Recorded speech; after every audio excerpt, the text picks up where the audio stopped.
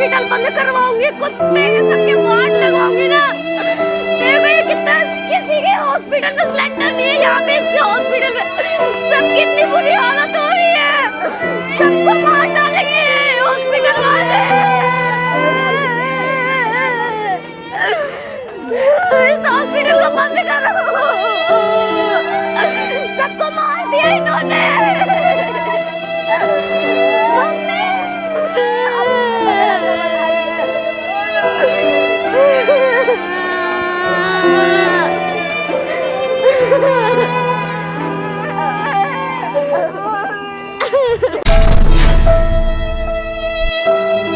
बीमार है जो किस धर्म का है, हमसे न कभी ये भेद हुआ। सरहद पे जो वर्दी खाकी थी, अब उसका रंग सफेद हुआ।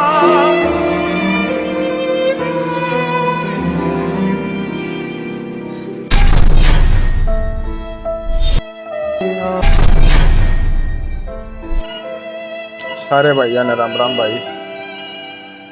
मैं पीजीआई रोहतक में कोरोना का जंग लड़ रहा भाई। ये वेंटिलेटर है अपना, ये वेंटिलेटर है भाई। ये ठीक है, देख लो आटा काउंट है। ये ऑक्सीजन लाग रही है भाई, ये ऑक्सीजन लाग रही है। और ये अपनी फैसिलिटी 14 दिन में ईब सरदार वल्लभ भाई पटेल की मूर्ति धो रही है। कोरोना की लाश फूक लो मोदी हत्यारे, और दे दो चंदा। राम मंदिर का दौरा फूक लियो, लाश 10-10 हजार में लाश को लाग रही है।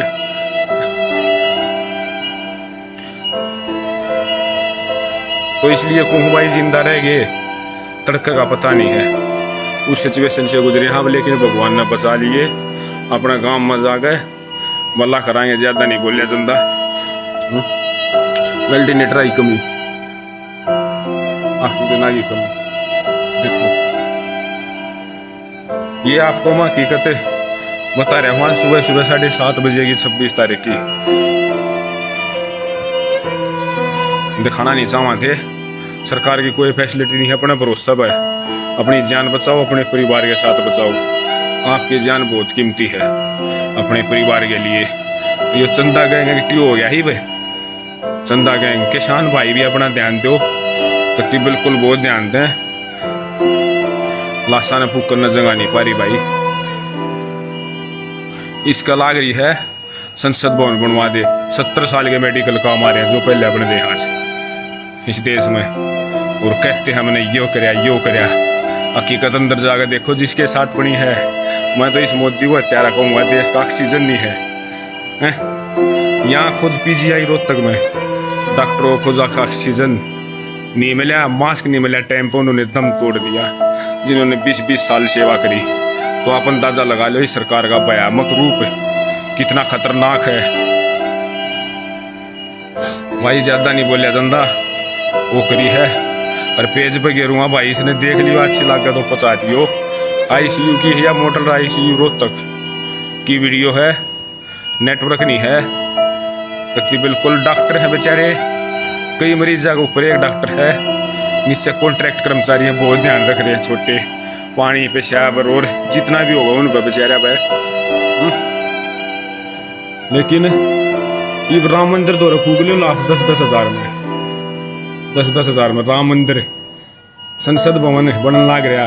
अरे देश को ऑक्सीजन की जरूरत है, बेड की जरूरत है, अस्पताल की जरूरत है, और आज भी अपनी राजनीति चमकान लग रहा है। एक केजरीवाल ने ऑक्सीजन मांगी है, और फिर भी माफी भी मांग ली। ये वो अपनी राजनीति।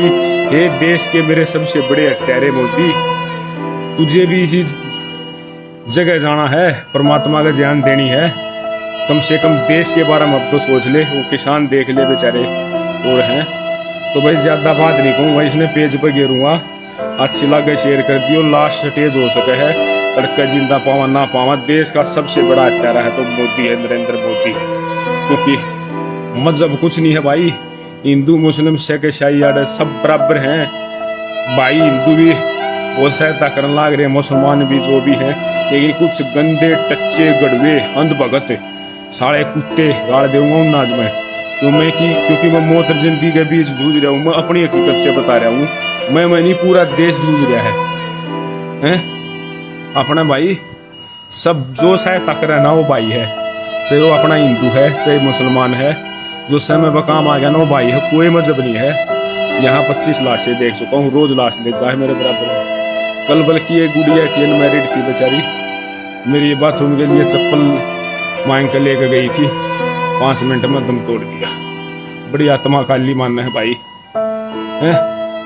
यहाँ हो सके है पहुँचा दियो भाई उन मोदी अंधभक्ता थी भी भाई, अंधभक्ति उतर लियो ना, पूरे राम मंदिर का गौ कर दियो, जो सब तब वो बना दिया कि हिंदू हिंदू हम हिंदू सब बराबर है, सबका खून एक है, याड़ा आगे कोई किसी का वो नहीं है। चलता तो है मोदी, हमने कौन चंदी राजनीति, ना इनके सम्मान चंदी, ना इन बीमारा ने चंदी, ना इन ऑक्सीजन सिलेंडर ने चंदी, इनको समय पाओ करवा दो, मैंने ये कर दिया, एम्स कर दिया, वो कर दिया है?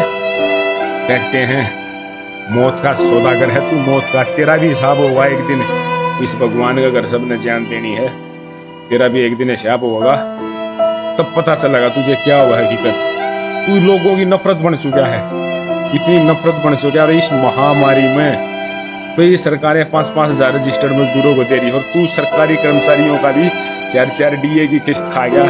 क्या करे, अपने बच्चे पाले ना पाले, लाश 10,000 में लाश पुकते हैं। अब क्या करेगा वो संसद भवन, इतने करोड़ रुपये और लगा दिया, देश पर लगाओ 70 साल के हॉस्पिटल आज कहाँ हमारे हैं? मतलब ज्यादा कुछ नहीं कहूँगा, देश के बारे में सोच लो मोदी जी, जो आपकी लोकप्रियता थी ना 100% से 10% है, एक दिन खत्म हो जाओगे, इस जान से चले जाओगे। अगर अच्छा करोगे दुनिया याद रखेगी। इस महामारी में देश को बचा लो। मैं फिर भी आपको देश का चेहरा ही कहूँगा, इस समय आप राजनीति में मकसूद हो, ये हो लोगों को बकाने समझाने में, तो भाई सारे भाइया ने राम राम, जय हिंद। ICU मॉडल रोहतक में हूँ, लास्ट स्टेज से निकल के परमात्मा ने जान दे दी, दोबारा बकस भी है, भला कराएं चाहे कोई भी किससे भी जात का हो मेरा भाई। राम राम भाई, जय हिंद।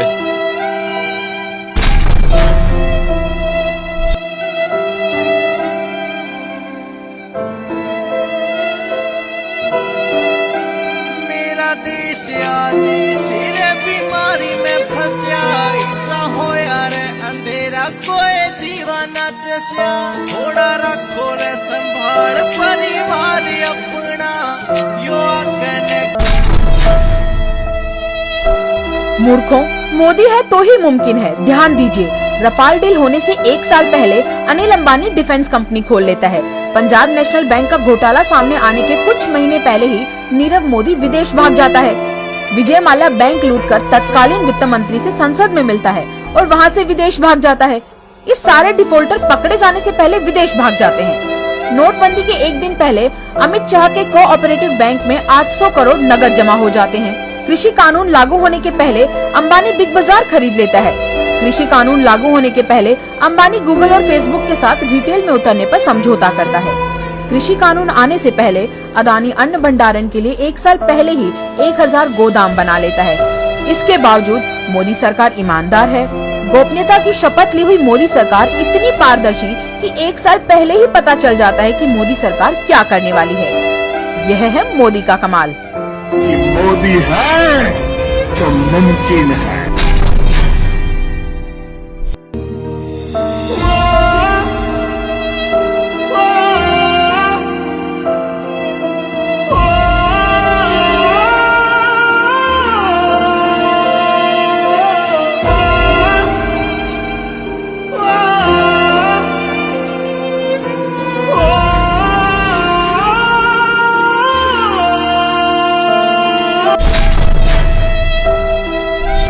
देखिए, इसका कोई संतोषजनक जवाब कोई भी नहीं दे पाएगा अभी, क्योंकि किसी ने नहीं सोचा था इस प्रकार से सेकंड वेव आएगी और इस एकदम इंटेंसिटी से आएगी तो जो सब कुछ हिला के रख देगी।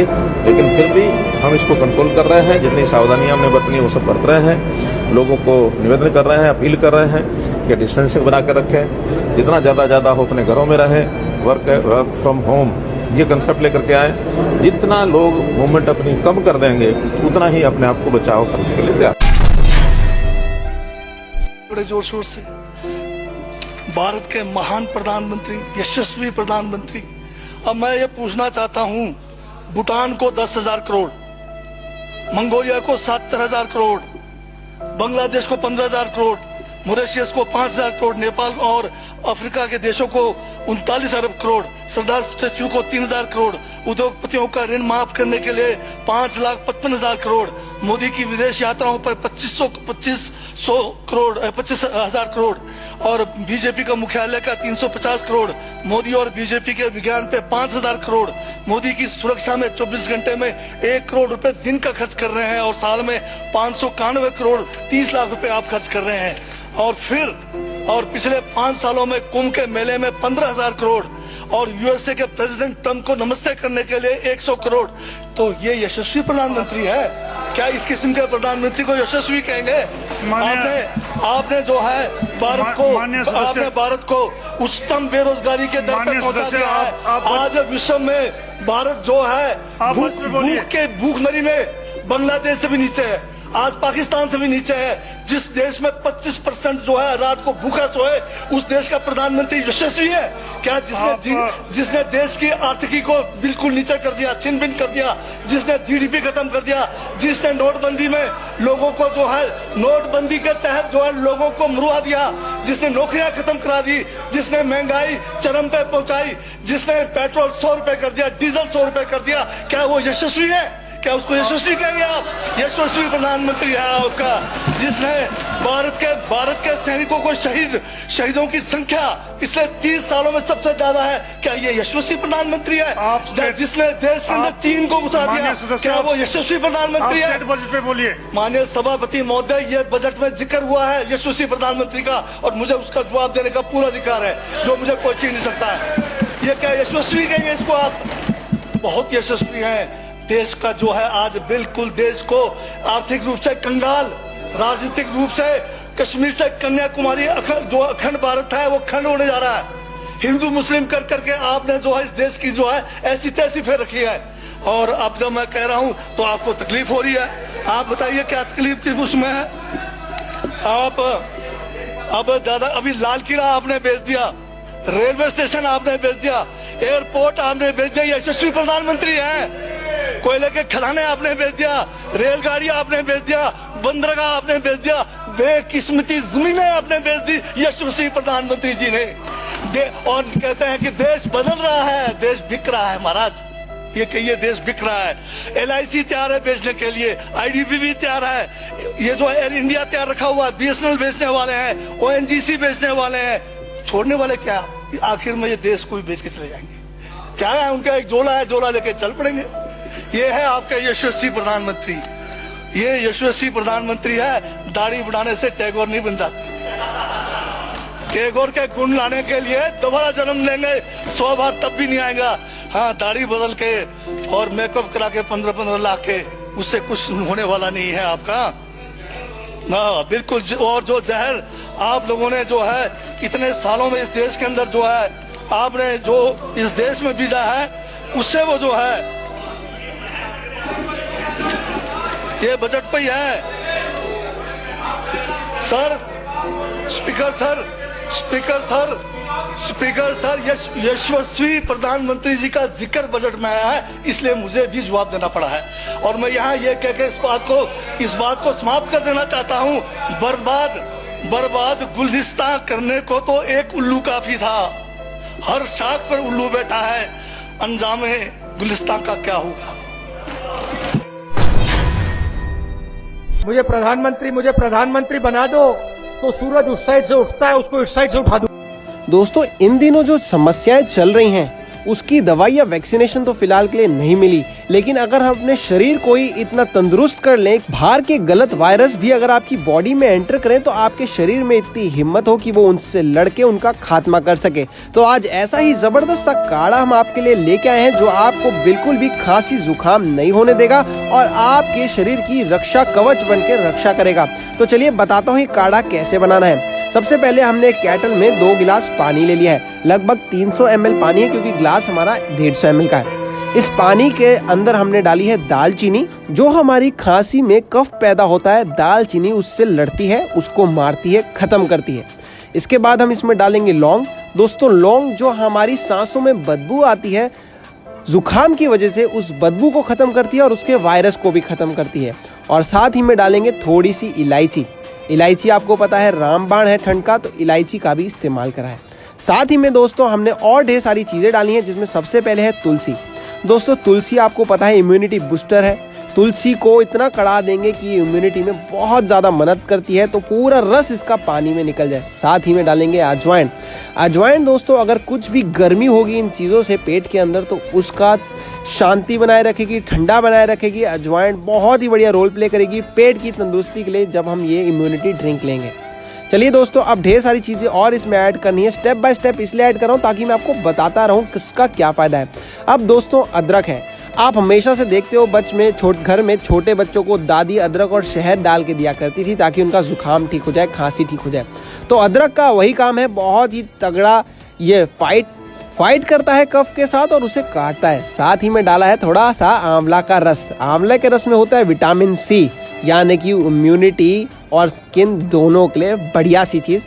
और बालों का रंग भी रखता है काला, तो इम्यूनिटी भी बढ़ाएगा और आपके बालों को भी स्वस्थ रखेगा, स्किन को भी स्वस्थ रखेगा। तो चलिए दोस्तों बढ़िया बढ़िया चीज़ें डाली है मैंने काली मिर्च, जो गले की खराश को ख़त्म करती है जैसी आवाज़ गले से जो आती है उसको काली मिर्च काटती है। साथ ही में हल्का सा नमक, क्योंकि आपने सुना होगा जब हम गरारे करते हैं तो उसमें हल्की सी नमक डालते हैं। नमक भी जैसी खराश को काली मिर्च के साथ मिल के बढ़िया सा स्वस्थ करता है, गले को तर करता है बढ़िया। साथ ही में डाल देंगे हल्दी, क्योंकि हल्दी एक एंटीबायोटिक है और एंटीबायोटिक हमारे वायरसेस को ख़त्म करती है। आपको जब खांसी होती है तो डॉक्टर भी कभी कभी एंटीबायोटिक लिख के देते हैं ना, तो हल्दी भी एक बढ़िया एंटीबायोटिक है, नेचुरल आयुर्वेदिक एंटीबायोटिक है और मज़ेदार इसका काढ़ा बनेगा। अब दोस्तों ये सारी चीज़ें हमने डाल तो दी हैं, अब क्या दोस्तों इसको अब इतना आपने काढ़ना है कि ये 300 ml घट के लगभग 200 ml हो जाए।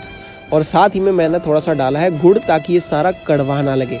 आप चाहें तो गुड़ को इग्नोर कर सकते हैं और एंड में जब आप इसका सेवन करें तो शहद मिला सकते हैं, क्योंकि शहद को उबालते कभी भी नहीं है, इसलिए मैंने फ़िलहाल गुड़ डाला है, मुझे शहद का मन नहीं था। लेकिन आप शहद और गुड़ में स्विच कर सकते हैं, लेकिन शहद गर्म में बिल्कुल ना डालें।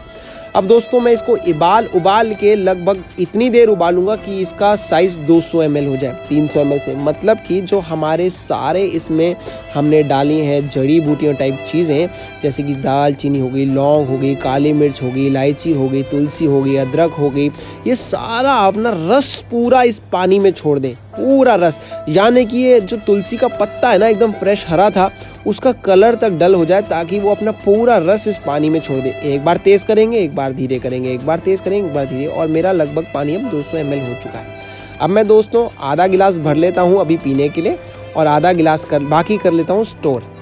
ये देखिए दोस्तों इसको मैं स्टोर कर लूँगा और मैं दिन में ही 3 बार इसे पी के ख़त्म कर दूँगा। दिन में इसका 3 बार सेवन करेंगे तो बिल्कुल गले में खराश नहीं होगी। तो ये सारा स्टोर कर लिया है मैंने फ्रेंड्स। और गिलास में ये उबला हुआ पानी था तो आधा नॉर्मल वाटर मिक्स कर लूँगा तो ये पीने लायक हो जाएगा। और अगर आप चाहें तो आप इसमें शहद ऐड कर लें और इसको पी लें। तो मैं दुनिया का सबसे बड़ा चटोरा चलता हूँ। आप अपने घर वालों का, अपने गले का ध्यान रखें, अपनी इम्यूनिटी बढ़ाएं, खांसी जुकाम से बचें। इस महामारी में अपने शरीर को एकदम ढाल बन के तैयार कर लें। मैं चलता हूँ, धन्यवाद दोस्तों।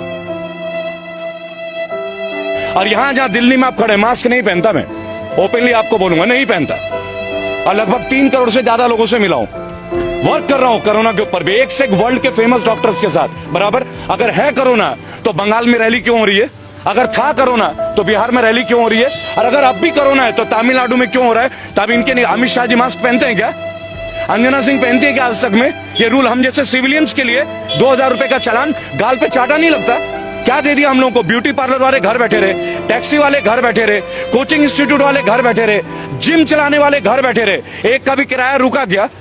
आज किसान आंदोलन में 200 से ज्यादा लोगों ने शहादत दी है, 200 से ज्यादा लोगों ने। उनके लिए किसी को समय नहीं मिल रहा है, लेकिन राष्ट्रपति महोदय को इस कोरोना काल में एक स्टेडियम का अनावरण करने का समय मिल रहा है। और आप वो दौर देखिएगा किस तरीके का, मास्क पहन के लोग जा रहे हैं, स्टेडियम का नाम रखा जा रहा है, अंबानी कॉर्नर भी है, अडानी एंड भी है। ये भी आपको बता देना चाहूंगा। एक सवाल लोगों के मन में केवल ये रह गया, लीडर कि एक साधारण व्यक्ति भी बिना खानदानी पॉलिटिक्स का, बिना पैसेपति, बिना पूंजीपति परिवार के, क्योंकि वो खुद को चाय वाले बताते हैं, राइट, तो वो प्रधानमंत्री बन सकते हैं। क्या फर्क रहा जब 2010 से पहले मायावती जी ने दलित प्रेरणा स्थल में अपना स्टैचू लगाया था, अपनी प्रतिमा लगाई थी। उन्होंने लोगों से आह्वान किया था कि मुझे पूजो, मुझे पूजो। क्यों ना चर्चा करें महंगाई के ऊपर, क्यों ना चर्चा करें बेरोजगारी के ऊपर। ये वही जगह है जहां हमने प्रोटेस्ट किया था 14 तारीख को, और ये वही जगह है जब 22 तारीख को लाठियां भांजी गई SSC GD के बच्चों के लिए। क्या दोष है उनका? 50 लाख लोगों ने फॉर्म भरा, 50 लाख लोगों ने। 100 रुपए का फॉर्म था, अरबों रुपए कलेक्शन होते हैं। देश का सबसे बड़ा घोटाला है। कौन कहता है कि सरकार घोटाला नहीं करती? सबसे बड़ा घोटाला है फॉर्म घोटाला। अरबों रुपए कलेक्शन करते हैं आप टेस्ट के नाम पे, फॉर्म के नाम पे। और खुद नित्यानंद राय जो राज्यसभा के मंत्री है वो कहते हैं कि 1.25 लाख वैकेंसी है, तो 54,000 को क्यों ले रहे हो? जिन लोगों ने रिटर्न टेस्ट दे दिया, मेडिकल टेस्ट दे दिया, फिजिकल टेस्ट पास कर दिया और कोई टेस्ट बचा ही नहीं, इसके ऊपर कौन बात करेगा? क्या राष्ट्रपति महोदय को मैं ज्ञापन देने गया था, आपकी जानकारी के लिए 14 तारीख को राष्ट्रपति महोदय का मैंने ज्ञापन दिया है।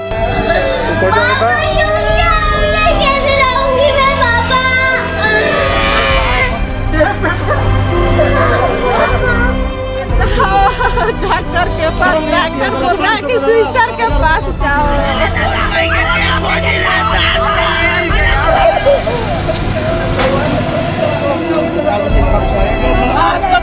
डॉक्टर के यहाँ बैठे। हम यही चाह रहे हैं कि हमारे मरीज को भर्ती कर लिया।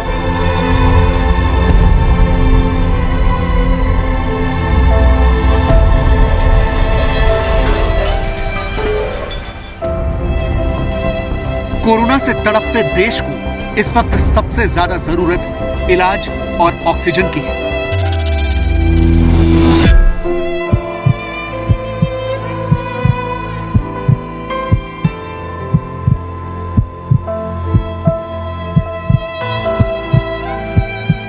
से हाथ जोड़ के विनती कर रहा हूं सर, एक ही देश में एक ही सामान के 2 रेट कैसे हो सकते हैं? कोई मुख्यमंत्री ऐसी इन हाउस मीटिंग को लाइव टेलीकास्ट करे, ये उचित नहीं है। या मेरे आचरण में कोई गलती है तो उसके लिए मैं माफ़ी चाहता हूँ। 3 घंटे की ऑक्सीजन बची है, कभी कोई अस्पताल कहता है कि 2 घंटे की ऑक्सीजन बची है। हम कारण जानने की कोशिश करते हैं तो पता चलता है कि पीछे किसी राज्य ने दिल्ली के लिए ऑक्सीजन लाने वाले ट्रक को रोक रखा है। हमने मदद के लिए केंद्र सरकार में कुछ मंत्रियों को फ़ोन किए। शुरू में उन्होंने खूब सहयोग किया सर, लेकिन अब वो भी बेचारे थक गए। देश के संसाधनों पे तो 130 करोड़ लोगों का अधिकार है ना। अगर दिल्ली में ऑक्सीजन की फैक्ट्री नहीं है तो क्या दिल्ली के 2 करोड़ लोगों को ऑक्सीजन नहीं मिलेगी? जिस राज्य में ऑक्सीजन की फैक्ट्री है, क्या वो दिल्ली की ऑक्सीजन रोक सकते हैं? ऐसे में हम क्या करें? आज ये जानना चाहता हूँ कि अगर आज या कल या किसी भी टाइम हमारे दिल्ली के किसी अस्पताल में अगर 1 घंटे की, आधे घंटे की, 2 घंटे की ऑक्सीजन बच जाए और लोगों की मरने की नौबत आ जाए, तो मैं फ़ोन उठा के केंद्र सरकार में किससे बात करूं? सर, मैं ये जानना चाहता हूं कि अगर कोई राज्य दिल्ली के कोटे की ऑक्सीजन का ट्रक रोक ले तो मैं फ़ोन उठा के किससे बात करूं? ऐसी इन हाउस मीटिंग को लाइव टेलीकास्ट करें, ये उचित नहीं है। ये हमने हमेशा संयम पालन करना चाहिए।